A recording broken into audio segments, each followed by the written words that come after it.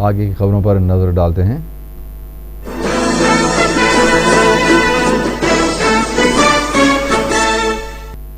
امکان ہے کہ انجینئرنگ کی کونسلنگ کا 23 اگست کو آغاز ہو جائے گا۔ ریاستی حکومت نے فیس 31,000 روپے سے بڑھا کر 35 تا 36,000 روپے کرنے سے اتفاق کر لیا ہے۔ کالجز انتظامیہ کے ساتھ حکومت کی ذیلی کمیٹی کا اجلاس ایک بار پھر منعقد ہوا، جس میں حکومت نے فیس میں اضافے سے اتفاق کیا اور کالج انتظامیہ نے بھی مثبت رد عمل کا اظہار کیا۔ چنانچہ کونسلنگ کے لیے راستہ ہموار ہو چکا ہے۔ اجلاس کے دوران کالج انتظامیہ اور حکومت کے درمیان خوشگوار بات چیت ہونے کی خبر ملی ہے، تاہم سرکاری طور پر کوئی اعلان سامنے نہیں آیا۔ ذرائع کے مطابق کونسلنگ کا اعلامیہ پیر کے دن جاری کیا جائے گا۔ پڑوسی ریاست کرناٹکا کے یادگیر سے مسلمانوں کا ایک وفد دارالسلام پہنچا اور مجلسی قائدین سے ملاقات کرتے ہوئے یادگیر کے مقامی مسلمانوں کی جانب سے جمع کردہ 1,25,000 روپے مجلس ریلیف فنڈ میں جمع کروائے، جو آسام کے متاثرین کو دی جانے والی امداد کا حصہ ہوں گے۔ واضح ہے کہ آسام کے مظلوم مسلمانوں کی مدد کے لیے مجلس کی جانب سے 1 کروڑ روپیوں کی امداد کا اعلان کیا گیا اور متاثرہ مقامات پر مجلس کی طبی امدادی کیمپس بھی قائم کیے گئے تھے، اور اس کے علاوہ عوام کے تعاون کے لیے مجلس ریلیف فنڈ کے قیام کا بھی اعلان کیا گیا، جس میں عوام کی کثیر تعداد اپنے مظلوم بھائیوں کے لیے عطیات جمع کروا رہی ہے۔ ماہ مبارک کا آخری عشرہ آ چکا ہے اور جیسے جیسے دن گزر رہے ہیں ویسے ویسے ہمارے جذبہ خیر، رحمدلی و غمزگاری میں اضافہ ہوتا جا رہا ہے۔ ساتھ ہی ساتھ پروفیشنل بھکاریوں کی تعداد بھی بڑھتی جا رہی ہے۔ ہماری زکوٰۃ، خیرات، صدقات و عطیات کا مصرف کہاں اور کیسے ہو رہا ہے، ہمیں یہ جاننے کی ضرورت ہے۔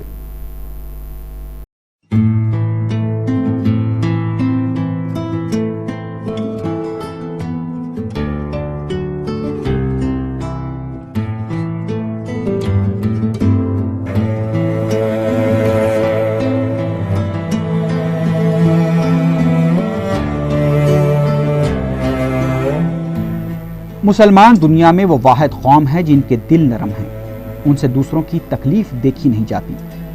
راہ خدا میں اور ضرورت مندوں کی مدد کرنے میں مسلمان ہمیشہ دوسروں سے آگے رہتے ہیں، اور جب رحمتوں، برکتوں اور مغفرت والا ماہ مبارک آ جاتا ہے تو ان کی ہمدردی، خیر خواہی اور دوسروں کے دکھ بانٹنے کے جذبات میں کئی گنا اضافہ ہو جاتا ہے۔ خاص طور پر ماہ مبارک کے دوران ہر روزے دار مسلمان، چاہے وہ صاحب استطاعت ہو یا نہ ہو، ہر کسی کی خواہش رہتی ہے کہ وہ ضرورت مندوں کے دکھ، ان کے غم اور ان کی تکالیف دور کرے، اور اس کے لیے وہ ہر حد سے گزر جاتے ہیں۔ مسلم نوجوانوں میں انسانیت کی خدمت کا جذبہ ہمیشہ سے موجود رہا ہے، ضرورت انہیں صحیح راستہ دکھانے کی ہے۔ شہر کی سڑکوں پر رات کے اوقات میں اکثر ہمارے ہی نوجوان گھومتے رہتے ہیں۔ ایسے میں کسی قسم کا کوئی سڑک حادثہ پیش آتا ہے تو مسلم نوجوانوں کا جذب انسانیت دیکھنے سے تعلق رکھتا ہے۔ رات میں پیش آنے والے 90% سڑک حادثات کے زخمیوں کو دواخانہ منتقل کرنے اور ان کے افراد خاندان و پولیس کو مطلع کرنے والے مسلمان ہوتے ہیں۔ غریبوں کے دکھ درد بانٹنے اور ان کی تکالیف دور کرنے کا جو جذبہ مسلمانوں میں پایا جاتا ہے، اسے کبھی بھی کوئی بھی استعمال کرتے ہوئے اپنی تکالیف و مسائل دور کر سکتا ہے۔ ان ساری خوبیوں کے دوران ضرورت اس بات کا جائزہ لینے کی بھی ہے کہ مسلمانوں کے جذبہ ہمدردی اور خیر کے جذبے سے کیے جانے والے خرچ کا استعمال کہاں ہو رہا ہے۔ کسی مسجد میں مولانا کی تقریر سے متاثر ہو کر کوئی مسلمان راہ خدا میں خرچ کے لیے نکلتا ہے، تب اس کا روپیہ کس پر اور کس لیے خرچ ہو رہا ہے، اس بات کا جائزہ لینے کی ضرورت ہے۔ کیونکہ شہر میں پروفیشنل بھکاریوں کی تعداد دن بدن بڑھتی جا رہی ہے۔ ایک ایسا نیٹ ورک کام کر رہا ہے جو معذور بچوں، رو رو کر مانگنے والی خواتین اور لاچار نظر آنے والے افراد کو کرائے پر دیا کرتا ہے۔ خیر کا جذبہ رکھنے والا انہیں دے دے کر خلاش ہو جاتا ہے، لیکن نہ تو ان کی تکالیف دور ہوتی ہیں اور نہ یہ بھیک مانگنا بند کرتے ہیں۔ رمضان المبارک کا جس طرح ہوٹلاں والے حلیم کے لیے دن گن گن کر انتظار کرتے ہیں، بالکل اسی طرح ملک کی مختلف ریاستوں کے بھی پروفیشنل افراد ماہ مبارک کے انتظار میں رہتے ہیں کہ رمضان میں حیدرآباد جائیں تو وہاں کافی فائدہ ہوگا۔ اس طرح ہزاروں پروفیشنل بھکاری ان دنوں شہر میں نظر آ رہے ہیں۔ انہیں نہ تو روزے سے کوئی مطلب ہے اور نہ ہی نماز سے۔ برقع پہنی یہ خواتین दाढ़ी और टोपी में मलबूस अफराद आराम से दिन भर खाते पीते रहते हैं और फिर निहायत दीदा दिलेरी से खैरात तलब करते हैं। हम अपने नाज़रीन को बता दें कि सारी तफसीलात उन्हें बताने का मतलब और मकसद ये है, हमें ये जानने की सख्त ज़रूरत है कि हमारी रकम आखिर कहाँ जा रही है। हम ज़कात, खैरात, अतियात व चंदों के नाम पर करोड़ों रुपए देते हैं, जिनको अल्लाह ताला ने शऊर दिया है वो सही जगह खर्च करते हैं। लेकिन हम में अक्सरियत ऐसी है जो सिर्फ खर्च करना जानती है, कहाँ खर्च करना है ये नहीं जानती। हमारे शहर का माहौल कुछ ऐसा है कि यहाँ तकरीबन हर दौलतमंद मालदार शख्स अपने दोस्तों का एक हल्का रखता है, जिनमें दौलतमंद भी शामिल रहते हैं और ज़रूरतमंद भी।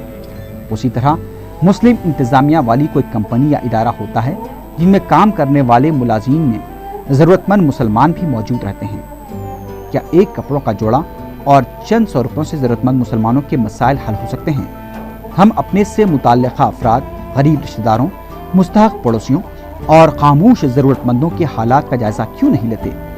हम में अगर कोई परेशान हाल है, क़र्ज़ों में मुब्तला है या फिर घरेलू मसाइल का शिकार है, तो उसकी खबरगिरी क्या हमारा फरीज़ा नहीं है?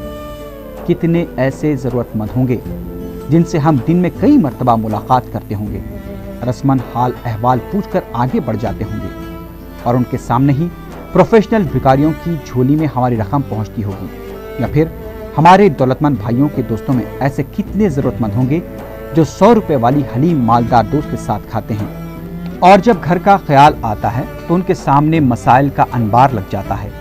वालिदैन, भाई बहनों की तमन्नाएं, आरज़ुएं पूरी करने की ख्वाहिश रहती है, वसाइल महदूद और जिम्मेदारियां बेतहाशा होती हैं। हमारे 80% नौजवान इन हालात में ज़िंदगी गुजारते हैं। ऐसे में 100 रुपए वाली हलीम भी उनके हलक से नहीं उतरती और वो भी अच्छे वक्त की उम्मीद के साथ खुद को बहला लेते हैं। इनमें मेहनती अफराद को ढूंढकर उनकी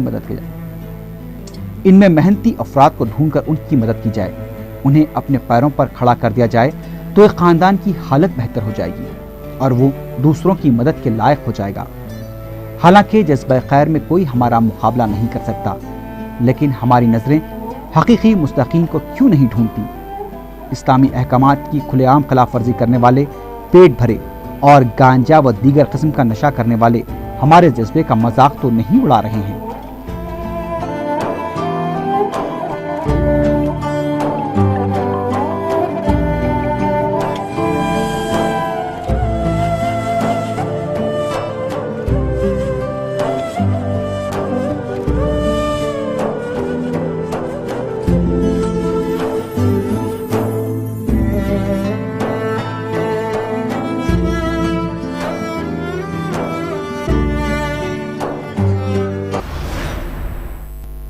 मस्जिद आमिरा वाक़े एबिट्स में आज़मीन के लिए तरबियती कैंप मुनक़द किया गया। रियासती हज कमेटी की जानिब से मुनक़दा इस कैंप में आज़मीन हज की कसीर तादाद शरीक थी। मौलाना मुफ्ती तजम्मुल हुसैन ने मनासिक हज और सफ़र मुक़द्दस के दीगर अरकान से तफसीली तौर पर वाकिफ़ करवाया।